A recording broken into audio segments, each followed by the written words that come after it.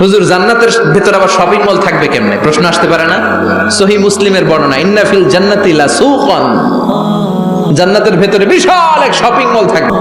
এটা বোধহয় আমাদের বসুন্ধরা শপিং কমপ্লেক্সের মতো হবে, যমুনা ফিউচার পার্ক। দুবাইতে যে একটা আছে বিশাল শপিং মল, মালয়েশিয়ার মিড ভ্যালি, এগুলোর মতো হবে মনে হয়।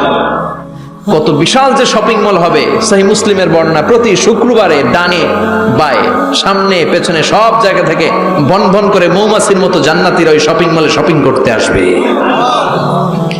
ইচ্ছে মতো দেদারসে পোশাক কিনবে, ইচ্ছে মতো শপিং করবে, টাকা দেয়া লাগবে না, ক্রেডিট কার্ড লাগবে না। সুবহানাল্লাহ পড়েন। ইচ্ছে মতো শপিং করবে। দুনিয়াতে একটু কষ্ট করে হালাল উপার্জন করে খেয়ে যান। আল কানাআতু মিনাল ইসলাম, অল্পে খেয়ে তুষ্ট থাকার, আল্লাহ শুকরিয়া করা, এটার নামই ইসলাম। অল্প খাও, অল্প পড়ো।